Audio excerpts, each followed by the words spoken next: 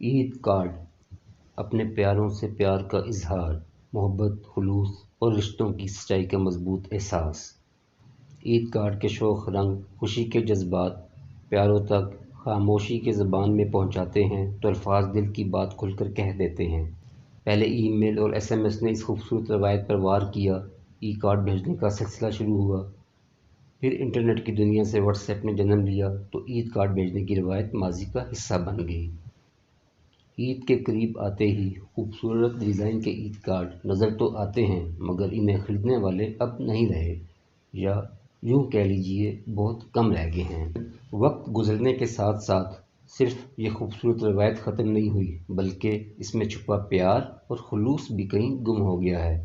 عید card خریدنے کے بعد اس کی تحریر پر بھی خوب محنت کی جاتی، خوبصورت شعر لکھے جاتے۔ جدید ٹیکنالوجی نے کئی آسانیاں پیدا کی ہیں مگر ہم نے اس کی قیمت بھی ادا کی۔